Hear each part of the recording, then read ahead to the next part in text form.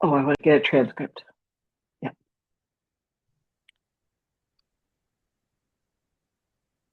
Kevin, how are you? Good, good. Happy New Year. Happy New Year. Warrant Committee keeps rolling on. Yeah. The glamour. How are we doing on our KPIs? I just got the KPIs from the police department, Okay, good. so we'll see.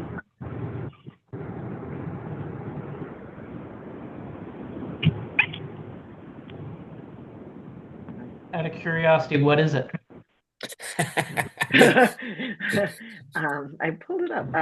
It's it's minimal.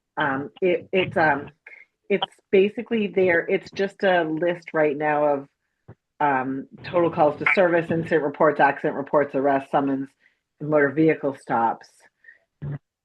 So it's not. It's sort of just the data of the actual responses. I'm not sure what exactly we asked them for, but anyway, yeah. Why don't we start and then maybe we could talk about it. Yeah. So, uh, welcome back. Following the guidance issued by the Commonwealth in March of 2023 regarding the open meeting law, this public meeting will be held remotely, and individuals wishing to participate may do so by utilizing Zoom video conferencing technology. So let's start with a roll call. Mish, Here. Nina, Here. Gavin, Here.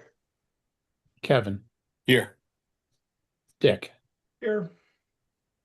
Marty, Here. and Sarah. Is that you on the phone? Yes, it is from the highway again. That's no problem. And I'm here. Great.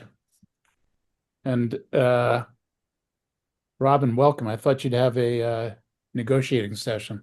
I do, but I pulled my back out and it's really hard for me to drive and sit. So I'm probably going to go on and off camera so that I can stand and do what I need to do. But I thought since I decided not to go there, I'd listen here. I hear Great. you. I'm sitting on a heating pad. I need to do, and you know, it's so stupid. I did it vacuuming my car. So, I threw mine out getting up from my desk, if that makes you feel okay, any better. At thank least you were you. being productive. Yeah, I was, I couldn't deal with a car full of salt. So Uh, from again, so the dangers of being an upright walker. right. Really? Okay. Everybody got the minutes, I hope.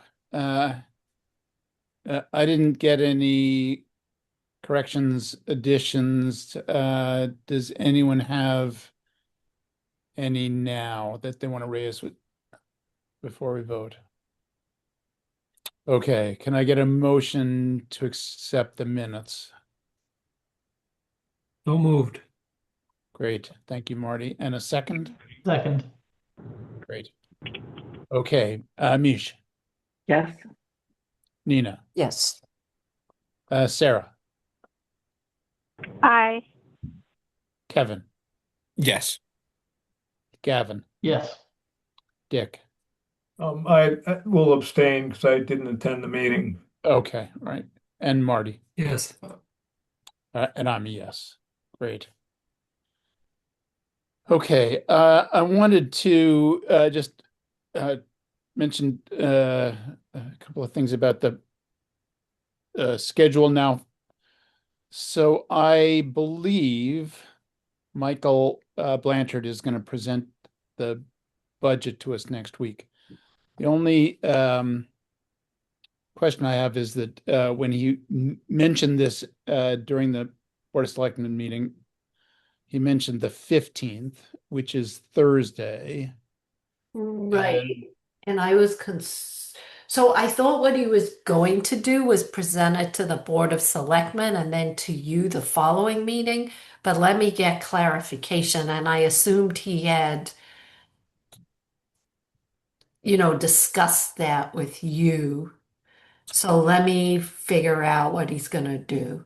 All right, great. Either next week or the week after, we'll hear from about the budget from Michael. Yeah, I will touch base with him. I'll actually send him an email now so that I don't forget. Great, thank you. So then your next meeting is on the 14th. Our next meeting is on the 14th. Okay.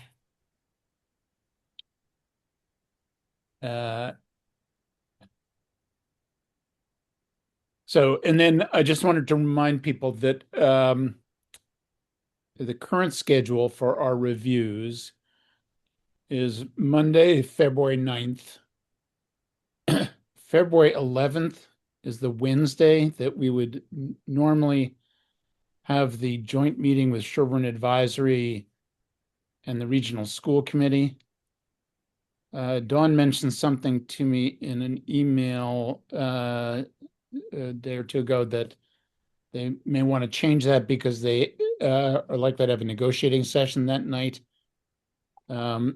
So I'll try and clarify that with her in the next couple of days as to when they would want to do it. Right. I also don't know if you know where Sherburne stands with the budget, because I can give you an update. Well, I know they're having trouble. We're having a meeting Okay. of Sherburne Advisory, the leadership of Sherburne Advisory, the school committee, and Okay. the Warrant Committee next or later this month, at which Okay. the Sherburne's supposed to present their situation. Right. So basically right now they're $585,000 above their levy limit. So they need to reduce their budget by at least $600,000 in order not to have an override. And they are facing an override next year. Yeah. So they are in a little bit of a pickle. So they are going to very much be pressuring the schools. And there's not a lot of leeway in the schools. Right. Right. That feels as though this could be a significant point of contention as we head into things. But Yeah, well, we've been here before with them. So I mean, somehow they always figure out how to get their budget balanced, but I was talking to the selectmen there and they're really concerned because that's significantly higher than where they expected to come in. Yeah. And I think healthcare, everybody's waiting to figure out where healthcare costs settle. I don't know if you saw, there've been a number of articles in the Globe about, you know, Prop 2.5 and rising healthcare costs, and it's really forcing a lot of towns to go and get overrides, or they have to cut costs. They have no choices. right, it's going to be challenging for everybody. It feels like this year. Yeah. So anyway, so either the 11th or there's a capital budget meeting on the 10th. So whatever Dawn works out, we'll see kind of where it is. But sometime in that time range, we'll have a meeting with the Sherburne Advisory and the school committee. The following week, I believe, is school vacation week, so it would be unlikely to be that week. And then our second two review sessions are on Monday the 23rd and Wednesday the 25th. So I've been just started sending out emails to people trying to settle the lineups. Michael and Chris have asked if we will meet with a larger panel of people of groups this year than last year. Even some of the smaller ones that don't have much of an impact on the budget because they'd like them to get used to the process. So we'll probably fill all 3 nights. But I'm hoping to have a better sense of what the schedule is going to be uh, in the next week. I know Dawn's asked that the schools could go on the 23rd, so that's the one that is already fixed. Okay, and there's a planning board meeting on the 23rd. Yeah. Woody, just to clarify, you're handling all the scheduling, so the liaisons don't need to try to coordinate anything on their own. No, but I'll copy you on the emails I send out. Okay, great. So can you send out placeholders in the meantime, even though we don't know, but maybe if we could just do placeholders for the meetings? Yeah. You mean in terms of who's going when? In terms of the dates that need to be blocked out. Yeah. Because like now I already know I have a conflict on the 23rd. Yeah. But I want to, The Right. dates will go out in the minutes, presumably, and I'll send something in the next couple of days as I start to Okay. send emails. okay. So those are the big things kind of in terms of scheduling going forward. I did want to raise the issue with Simone stepping off the committee. We do not have a vice chair now, and we're down one committee member. So I don't know if anybody's talked to Jim Repetti relatively recently, and he doesn't have an obvious candidate right now. The technically he appoints people to at the beginning of a term, and we would appoint somebody to complete a term. So it's kind of in our bailiwick to identify someone or to recruit and identify someone, and the sooner we do that, the more likely it is that they'll at least be able to participate in this year's activities, although they'll be a little behind the eight ball unless they have some significant background in town government. So please rack your brains, think of your neighbors, anyone who might be a potential candidate, and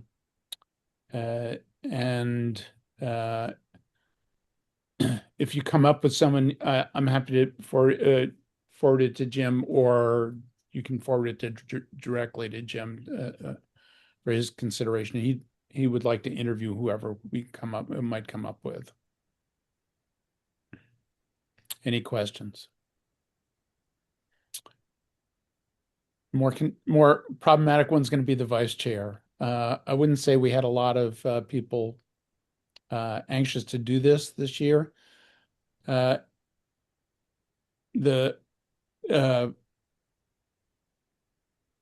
most of the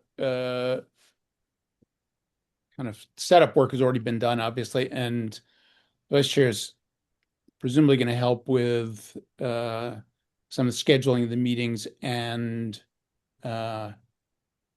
hopefully smooth some of the things in terms of getting the Blue Book organized and that sort of thing.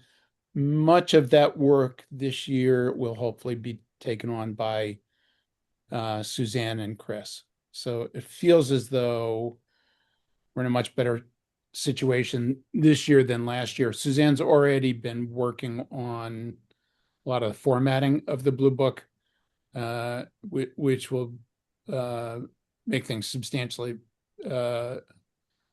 easier. And when Chris gets back from leave, excuse me, I'll have him and Suzanne come to attend a meeting so that we can discuss some of the issues going up. But I think we're in better, although not perfect shape around the Blue Book. So I think what I'd say is if anybody is interested in being nominated as vice chair, email me, and we can hopefully hold a vote next meeting.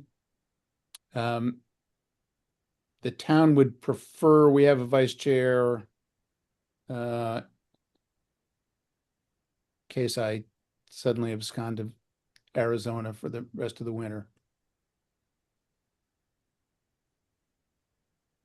I mean, another thought maybe you could have two co-vice chairs and then you can split the work. I'm fine with that. We could have 6 co-vice chairs. Right, or three, Or, but in 3 ways, but at least that way people get experience and, you Yep. know, it's less work. But if you're not doing the blue book, it's a lot less work. yeah, I think this year hopefully will be substantially more manageable than last year. We had the profound disruption of Peter stepping off the Right. committee, and he was absolutely the institutional memory, so that made things much more disruptive than might have been. I don't think it'll be nearly as much of a challenge this year, and we've already begun some of the work lining up the printer and that sort of stuff. All right, so that's actually one of the things that I wanted, or the major thing that I wanted to talk about this evening. The Blue Book Committee has done a lot of work kind of thinking about how the Blue Book could be better constructed and formatted, and how we might communicate better through the Blue Book to the town residents about what some of the articles mean and what give them better background as to inform their votes. So one of the pieces of the Blue Book that we've talked about is the Warrant Committee report. I'm not sure how many of you read the Warrant Committee report last year, because it wasn't all that relevant to us. I will tell you, it was, and I was responsible for it. It wasn't particularly well written. It didn't flow, and it was really hard to extract information from it. It wasn't nearly as bad, quite honestly, as the capital budget report, which was really suffered from the fact that Barry was unable to see at the time the Blue Book was being prepared, so couldn't really modify the report. But it did raise a number of questions in our minds as to how best to put the report together and how best to inform people. So one of the things we've talked about within the Blue Book Committee is relying much more on visual information, on graphical information, and less on text. The way the Warrant Committee report read last year was it was basically a string of numbers separated by a few ands and thus. And it was difficult for anybody, I think, who even people familiar with the information, to actually understand what we were trying to get across. So we thought that this year would be useful to provide figures and graphs and tables in a way to much more than text, to try and get across what we want. So that begs the question of what information we think would be most helpful to people and what questions we're trying to answer with the Warrant Committee report. So that's what I'd like to discuss this evening a little bit. And as background for that, I'm going to remind you about I'm going to share screen with this. Can everybody see this? Yep. So this is a website. This is mass.gov, Division of Local Services. And this has actually a remarkable amount of information that is, you can get really lost, as I have on a number of occasions, get lost in this looking at some of the data that are displayed. So if you go to mass.gov, go to Division of Local Services and go down to here, this data analytics and visualization, and click on that. You come up with these tabs, and these are a number of there are a number of kind of graphical displays that are under each of these tabs. So just this is under city and town data, trends in municipal debt, trends in excess levy capacity, for example. So if you click on trends in excess levy capacity, which is does have to refresh sometimes, so I'll have to give it a second here. So this is the state, individual towns, colors show excess capacity as a percent of maximal levy over time. Dover is there. And this shows for 2026, Dover's maximum levy is 44,082,000. Excess capacity was 2,725,000. So excess capacity as a percent of the maximum levy is 6.184%. You can then What does that mean exactly, Woody? I'll show you in a second, Kevin. Oh, all right. Actually,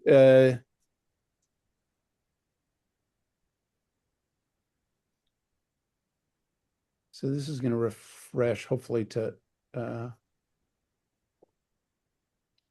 Dover itself.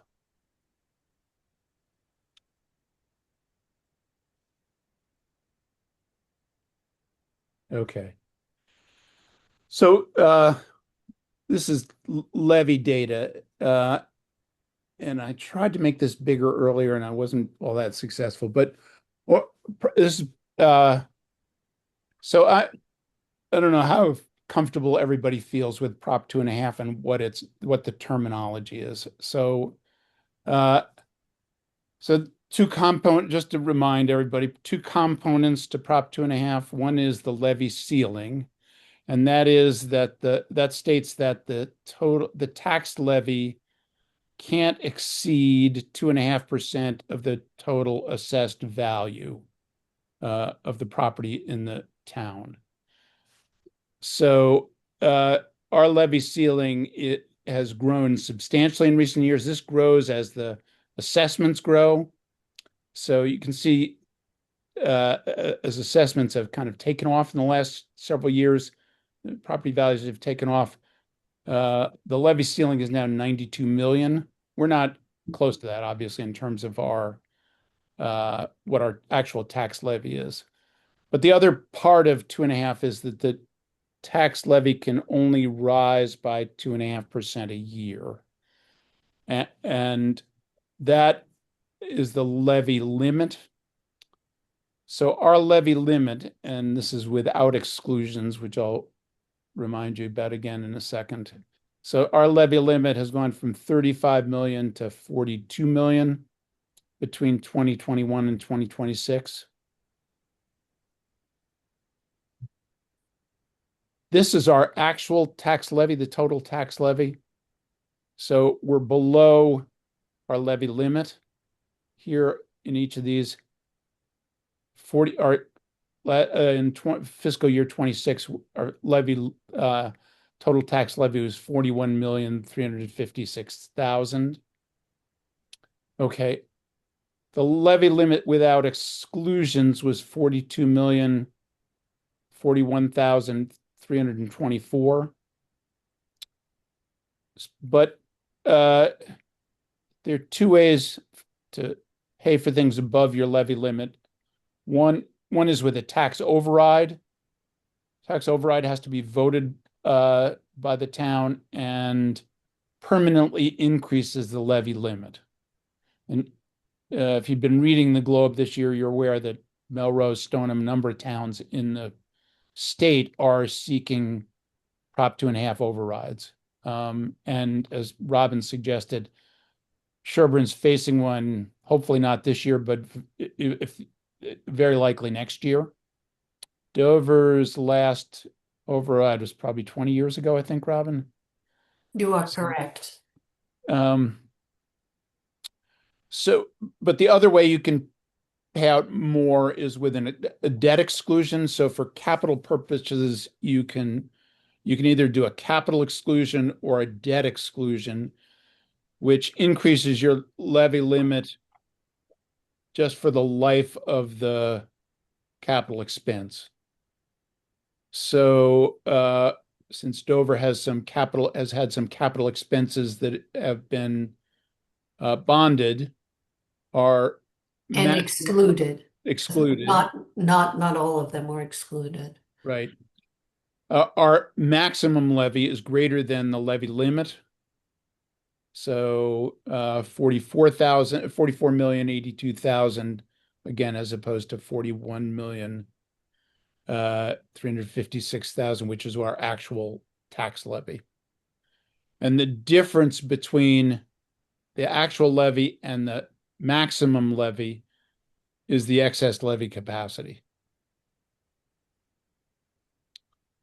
So Dover's excess levy capacity got as high as 9% in 2023, is now running around 6%. But as you can see, based on the colors of these different towns, Dover's relatively green. It's in this area here, suggesting our excess capacity is actually greater than most of the towns in eastern Massachusetts. There are a variety of reasons excess capacity is higher in some of these western communities. Some of these are places like this is Lee, Stockbridge. Some of these have a lot of vacation properties, so they have a lot of big property base, and don't actually provide as much in the way of services, and therefore their excess levy capacity is pretty high. But Dover looks relatively good compared to most of eastern Massachusetts. So Woody, does that mean that like our budget could could handle another 2.7 million in spending before we'd have to raise taxes? No, what it means is we could raise taxes as much as, or raise the levy, the total property tax levy, by 2.7 million without voting an override. Oh, I see. Okay. I don't want to get too in the weeds about this particular table, but this is an example of some of the data that are available on mass.gov, and I think suggest some of the displays that might be useful to people in understanding town finances. So part of the question for the group is what questions do we think people have about town finances and that might inform their votes at town meeting as they're faced with what is likely to be a budget that's somewhat strained?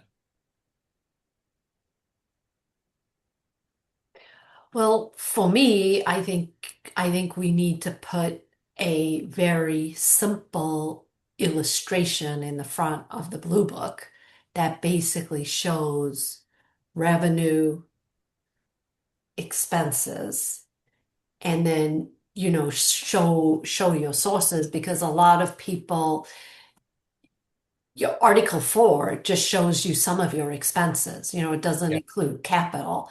So kind of that table that I created at the front of the budget worksheet I think is a really good way for people to understand this is what we bring in. And it breaks it up by property property taxes, which is the levy. And then it also shows you the other taxes that come in, like personal property taxes. It shows circuit breaker and other funds that we get in from the state, Right. and then it shows all the expenses. So then I think that's a good way to see the components of the budgets and the revenue that you need to raise. So if you were to lose one of those revenue lines, the difference has to be made up by taxpayers. So I think it's really hard for taxpayers to understand exactly what they're voting on when really the focus of town meeting is Article 4.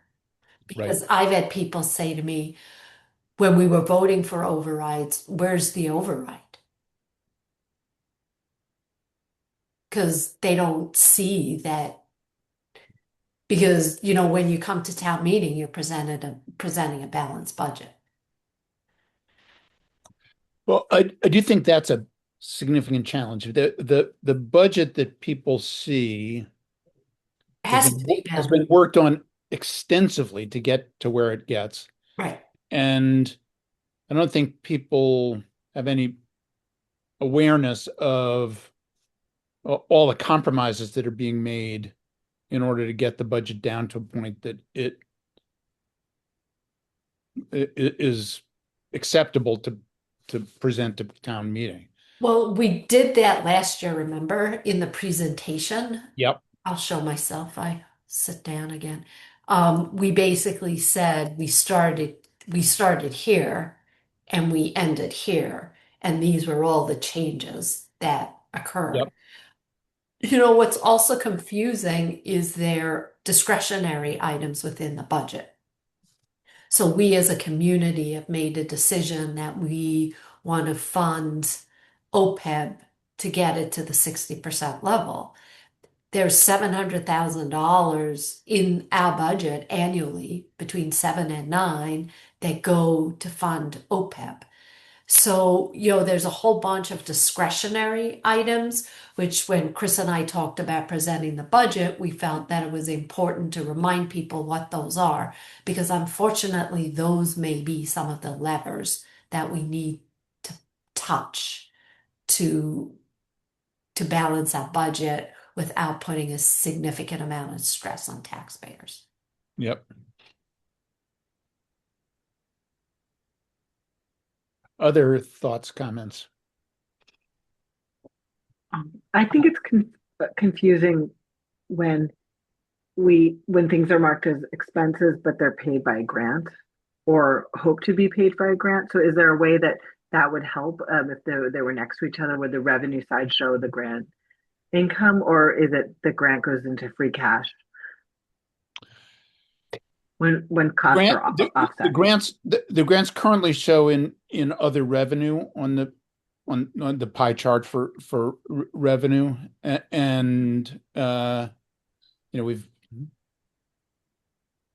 Kevin actually has been pretty successful with recently about getting some reasonably sized grants. So they do show up. They don't we don't usually, or most of the figures that I've seen, we don't actually explicitly say grants are here. It's just listed as other revenue. So people don't realize that some specific expenses are offset by grants that were by the funding that was. I think we mentioned that in the presentations at town meeting the last couple of years, but I'm not sure they show up obviously in the figures or in the warrant committee report or the capital budget report.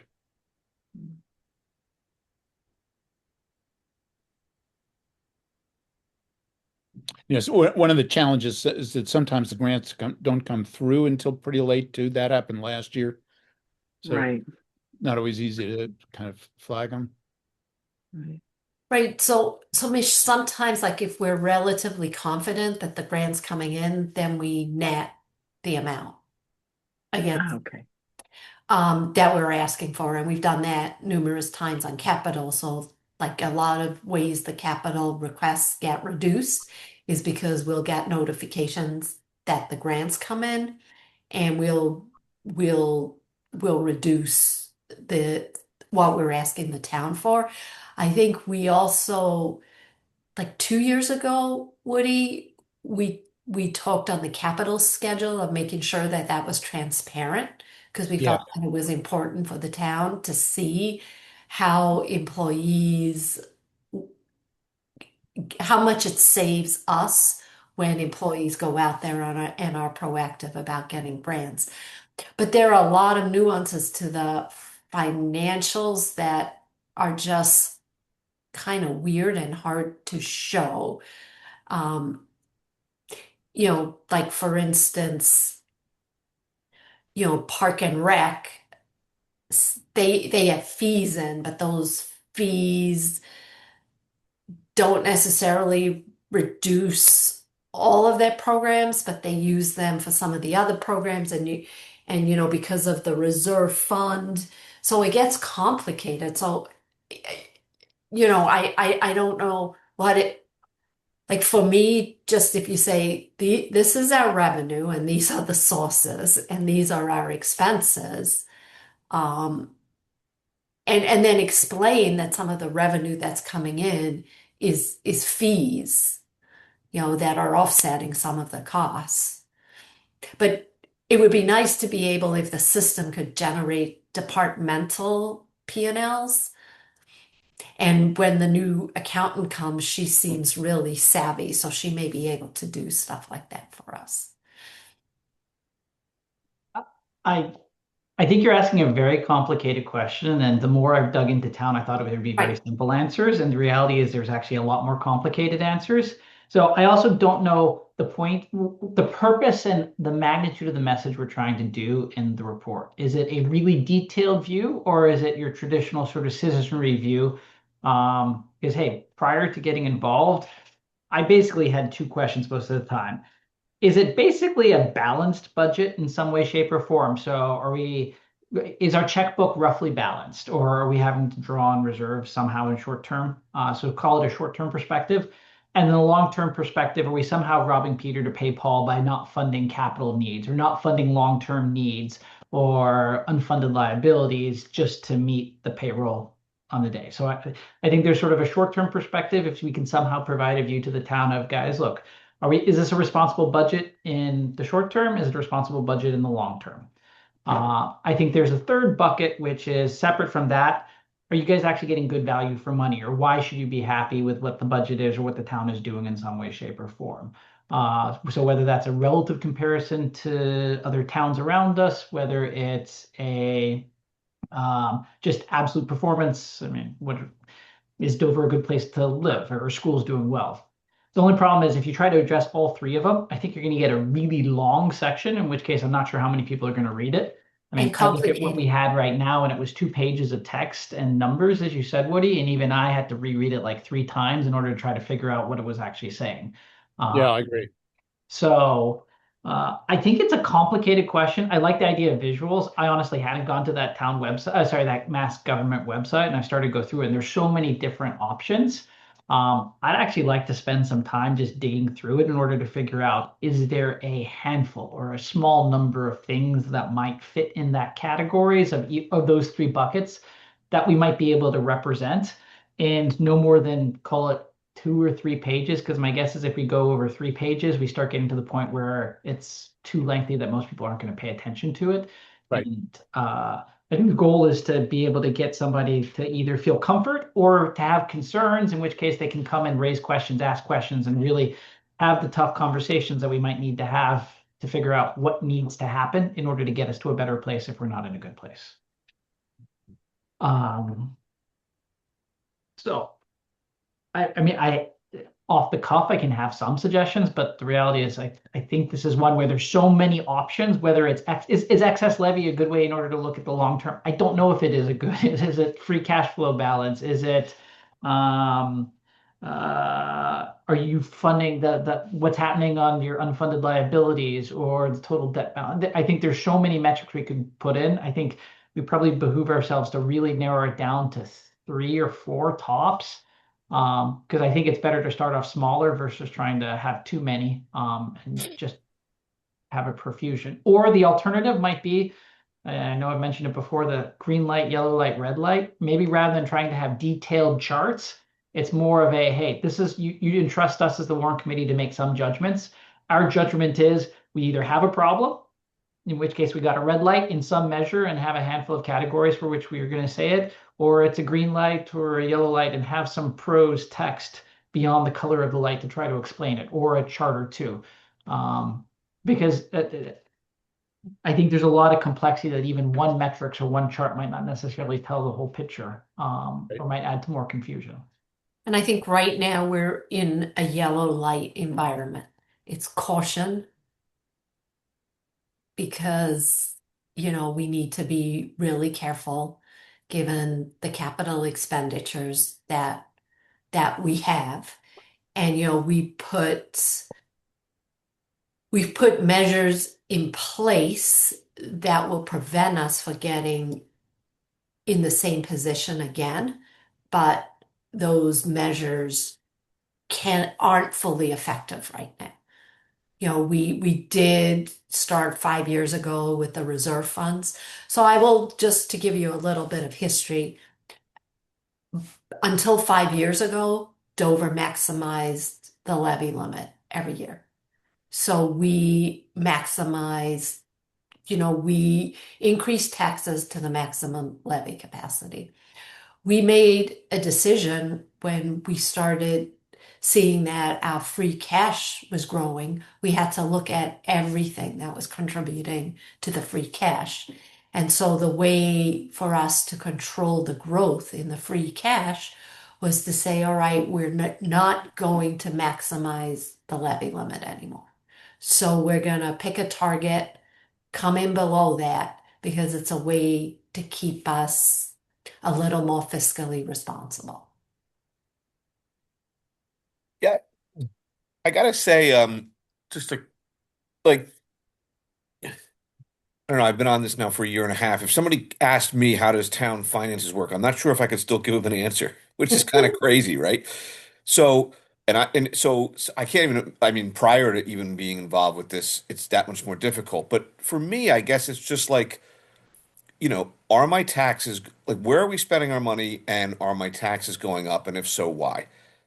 Like I just think it's like that those three pieces of information. But Robin, a question that just triggered for me. I was trying to understand um, right now, what are our property taxes like? $14 per thousand assessed, or I don't know, what are we at? It's 1173. 1173. So who decides if that's going to go up? So every year, the assessors come to the Board of Selectmen and they set the rate and they basically assume it's going to go up by 2.5%. And then, sometimes, but it comes in a little higher because you get certain homes that have been revalued. You have homes that so there's no straight answer to any of these But that's what I mean. That's Right. to me So, like so the taxes, so in a simple world, your taxes should go up by 2.5%. not necessarily. Well, I mean, Well, that's the they can maximum go up. allowable by the Commonwealth of Sure, Massachusetts. that doesn't mean it has to go up. No, it doesn't. No, but that's what. So, but I understand home values are rising, like and assessed values are rising.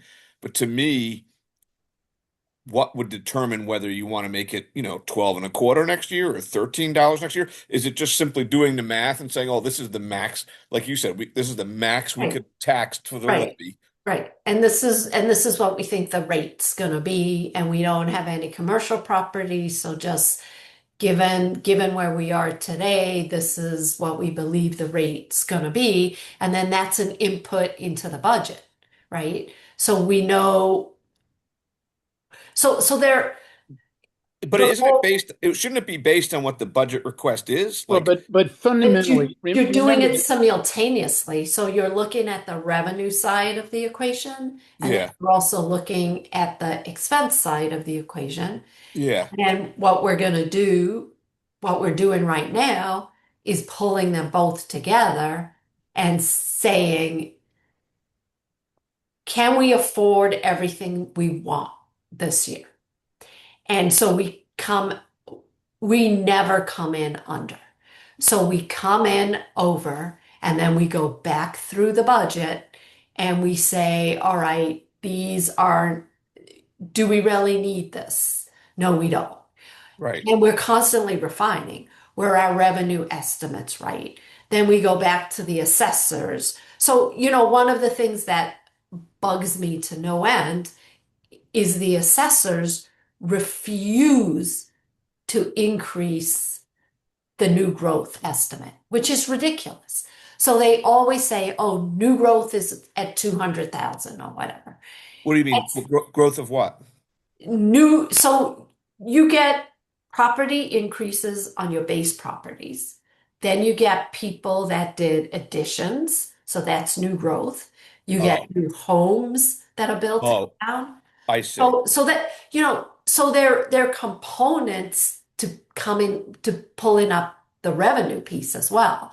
So, we're looking at the assessors to give us their best estimates, and that includes personal property taxes like excise tax on cars. So they're estimates that go into all of those numbers so that you can get a sense of where your revenue line's going to be. And then that basically says this is the maximum you can spend.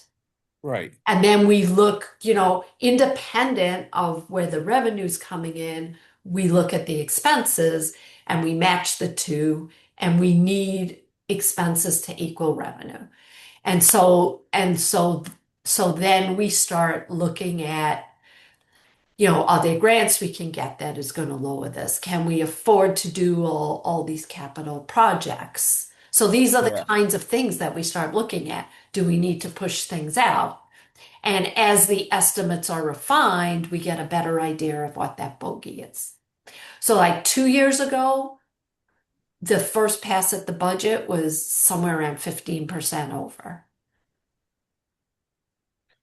Right. Right. Okay. Um,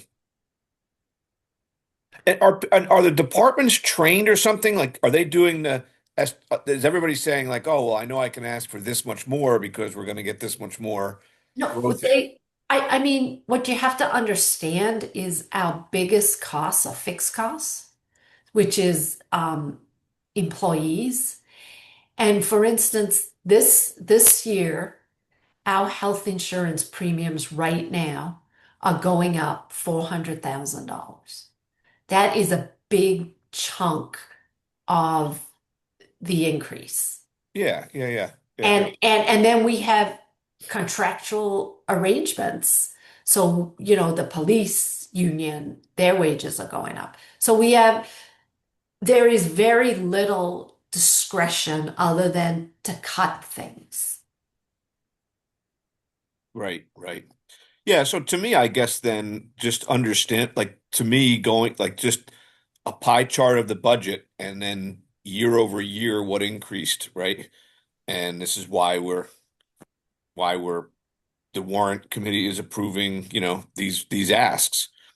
Um, but yeah, no, I just think as simple as that, I guess it's always the delta that I'm concerned about. Like trying to understand the whole budget in any given year is very complicated. It's just what's the delta between the 2 years? Like you said, okay, healthcare costs went up. Well, that's something that we should show. Right. And we have been very proactive with healthcare.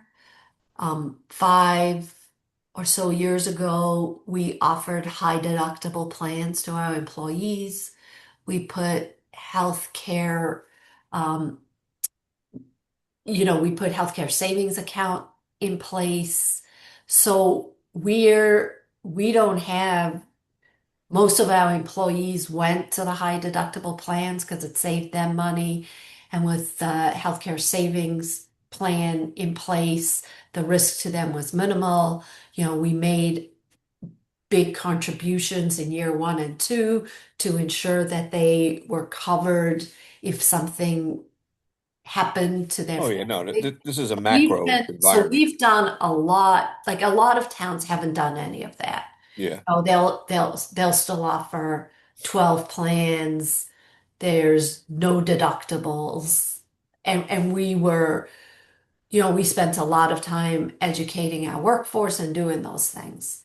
yeah, But, still given the state of Medicare, and I think it there's just going to be a lot of pressure on healthcare costs going forward. yeah. But does that resonate with other people? In other words, just either bar graph by department or major spending, or a pie chart and the delta between the 2 years, just to kind of show this is where this went up, this went down, this went up, this went down. Um, I don't know. That to me, that would be the graphics I'd be looking for. Yep. I do think I do think that the consumer has changed a little bit in the last few years. That the people who attend town meeting in the past would often, some of the more vocal people would identify a new position in DPW or something and go after that at town meeting and ask and look for an extensive justification. My sense is that town meeting doesn't operate quite that way anymore. People are the more contentious issues at town meeting have not been over the operating budget issues. Well, I think we also have gotten a whole lot smarter. Yep. We listen to what people say, and I can tell you I've met with some of those people that I know are going to have issues at town meeting and spent a lot of time explaining the budgets to them so that we don't have them standing up at town meeting. Yep. To be fair, But I do Kevin, there think is a big pie chart already in the blue book, which does break out all the um, Yeah, spending based. I mean, to be fair, it doesn't have labels on it, so it yeah, does. there are a lot of Yeah, things that you can do in order to make it better. it's well, like it's Yeah. grayscale. There's no labels and there's no delta between the two Right, years. and that's what you're looking for year over year. Yeah, Right. Which you could also do with a really simple spreadsheet. Like you pick, these is the revenues, and you could say revenues went up by X. These are the big pieces. Expenses. yeah. It's either like a I know bar. you want visuals. you could have a Yeah, bar. yeah. You could have a bar graph. A bar graph, a pie chart. I do think that this may be an argument for at least having some color figures in the blue book. That will really increase costs though, right? Although the difference right now in the estimated cost, we were over $9,000 last year, and our current estimate is 2,500. Yeah, Wow. So if we put in a few color figures, we still probably would be well below what we spent last year. Right. And I would prefer, personally, I would prefer to have a PDF on the website that I could Yep. just download. Yep. And I think a lot of people would prefer that. yeah. I think that's Chris's intention. is Right, to that's what he Have a said. downloadable PDF. There are a lot of people in town who like to have a physical book. Oh, I know that. Hey, So I like my physical book. Yeah, I do and, too, honestly. and Chris made the case that he thought that having a physical book was important to town PR. That Yeah. sort of there was a public relations element that was beyond sort of the actual utility of the book. So Yeah, I mean, we don't get extra copies printed because we pick them up at the transfer station. Yeah. But it sounds like there'd be a little room to get a little bit of color in there, and still have a decrease year over year. Right. There you go. You're balancing the budget. Yeah, exactly. Just imagine what you could get for 9,000 glossy paper. Really? All right. So what I would request is that people spend a little time on mass.gov in the next week and think about what kind of figures might be adaptable to the warrant committee report and would be useful to town members. I tend to agree with Kevin and Gavin that less may be more in this, and that having a few figures demonstrating a few kind of key points about the budget would be most helpful. But I also don't want to leave people with too many questions about things. I think we should have enough information there. People understand what the challenge was this year, and that fundamentally the town has done a very good job of being fiscally responsible in the last few years. But it's a very difficult environment, and people need to understand that as they kind of look at the budget. Okay, any other new business? I had a question with regard to the standardized presentation and the KPIs for each of the things, because I did get some questions from when I was talking with Dawn about it, everything else like that. And I did check with Ummi, and it doesn't appear that Chris sent out any sort of standardized template before he went on, because she checked with Janet for Okay. Council on Aging. So I'm just wondering how we potentially handle that, especially as we get closer to February. Well, so as I send out the emails to schedule people, I won't send out the standardized template because I think that should come from Chris or Michael. Yeah. But I think we can say that we are looking for a standardized presentation and that your liaison is available to you to help with that and provide some coaching, and that we'll work with the department heads and try and be clear as to how to make the presentations most effective. Okay. And do all of the liaisons, including know what that means from a practical Well, I think we'll have standpoint? maybe what we'll have to do is schedule a session for ourselves next week or the week after to actually go over what we're looking for, so that people can serve as resources.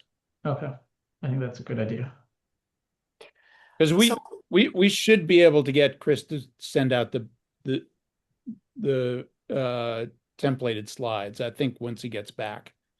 Robert, he's back next week. Is that correct? I think the week after. Okay. I will tell you, you should take a look at Medfield's town report that they send to all households. Yep. Do a really nice job. I mean, there's a lot of information, but the summary is nice. Medfield's impressive in a variety of ways, in the way they've managed their budget and the way they kind of communicate. But they even have a section on how they build the budget. Yep. Yeah. Yeah, Gavin, Marty, and I went to the Association of Town Finance Committee meetings, and Marty and I went 2 years ago, and the Medfield Associate Town Manager was one of the speakers on and spoke about the way they do their budgets. Very impressive. Do you want me to just throw it in the warrant folder? Sure, that'd be great. All right. I have a call I have to take, so I'm gonna log off. But I did send Mike an email, and if you like, I could also ask him about the template. That'd be great. Okay. All right. All right, I'll do that too.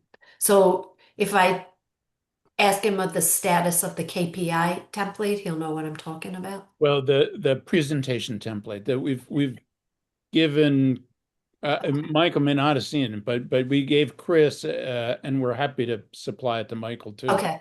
All right. Just some templated slides that we thought would be useful for the presentations. Okay. All right. I All better right, go. thank you, All Rob. right. Thanks. Bye. So unless there's other new business, I'm actually happy to entertain a motion to adjourn. I just have a quick question. Yeah. Has there been any citizens petitions that you're aware of? Oh, make my day. Sorry. As of this point, there are no citizens petitions, Oh, okay. which now I will caution you to say that, or caution everybody to say by saying that while there are no citizens petitions, I think that the fuel island is going to be so contentious, town meeting could go on for hours. But at least at this point, we won't be talking about a leash law or something like that. Fingers crossed. Yeah. What's the deadline for submission for a citizens petition? I think I think all articles had to be submitted the last Thursday. Oh, okay.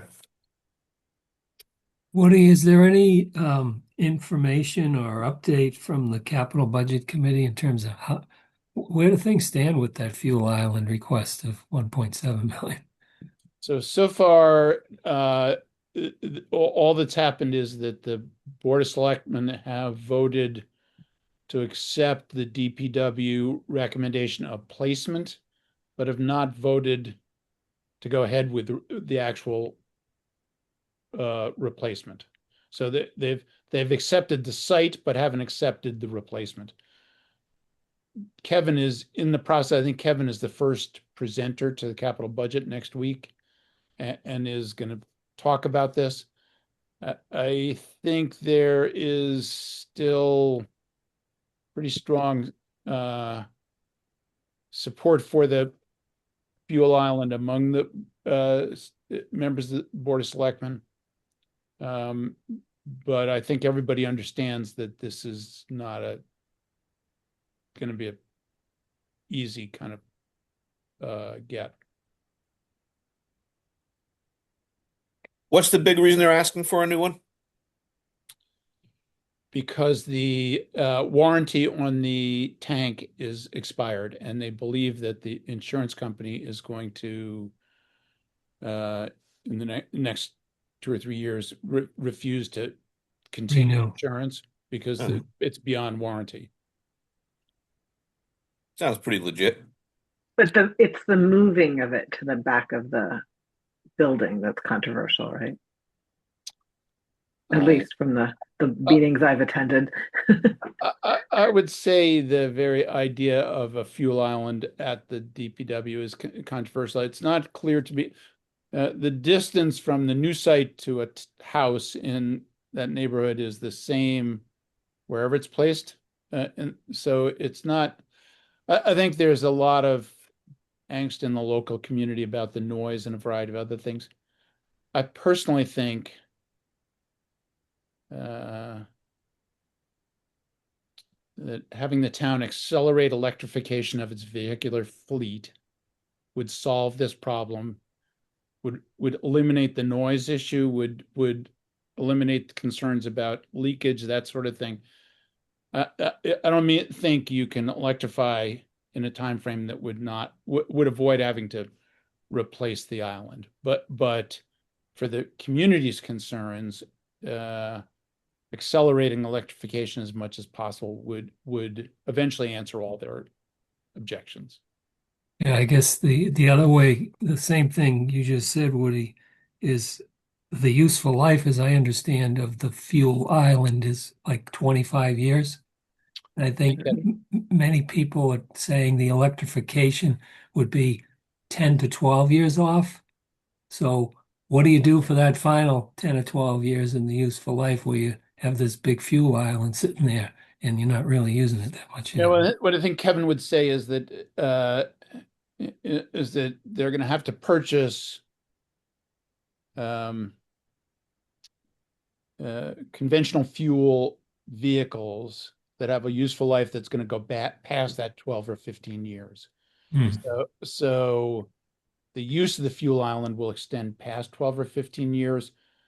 As these vehicles get replaced, eventually they'll all be electrified. But for the larger dump trucks and things like that, there's just nothing available right now and nothing on the horizon.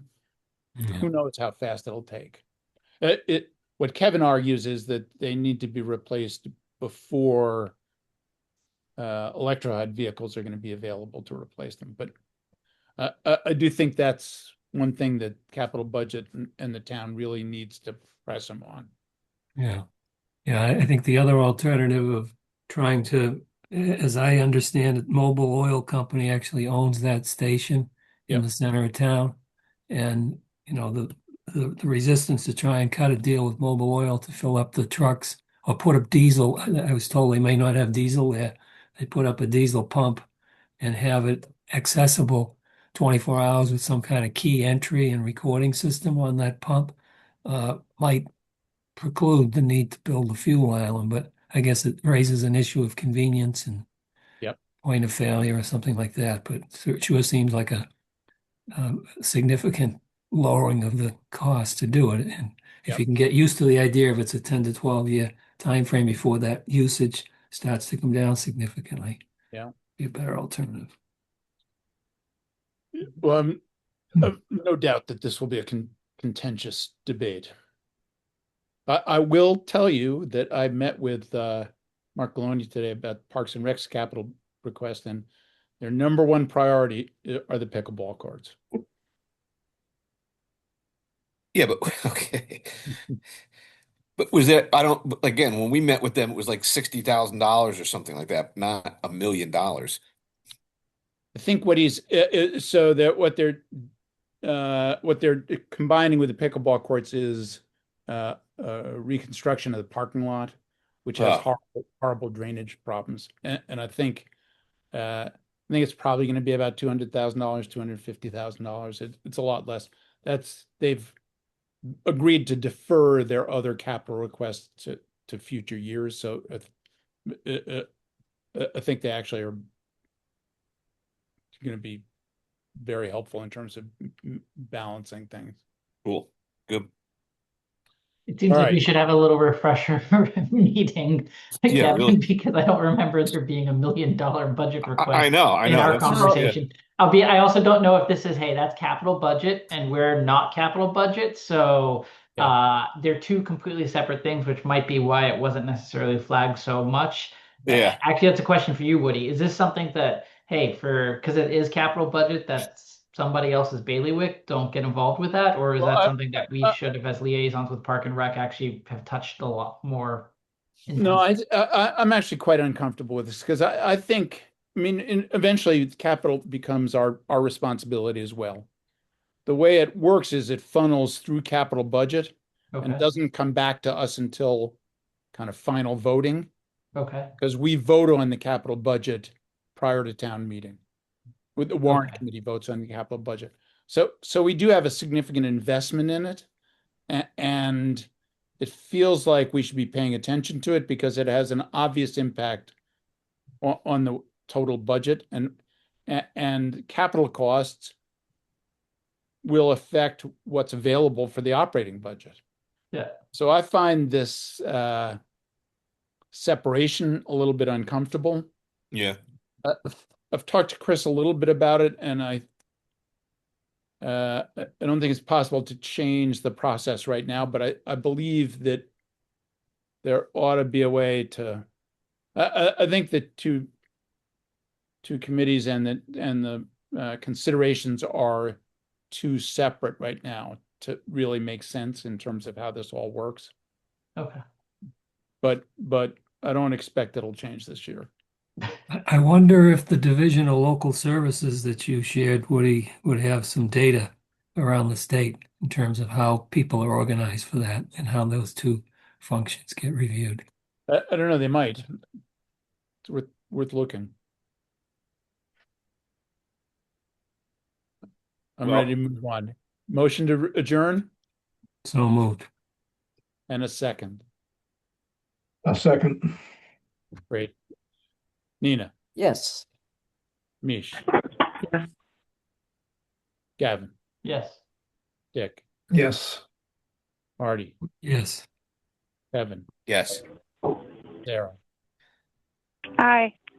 So everybody's racking their brains for a new member, right? And will email me. I'm anticipating a flood of emails on this. Sounds good. Okay. All right. See you next week. All right. Thank Bye. you. Bye.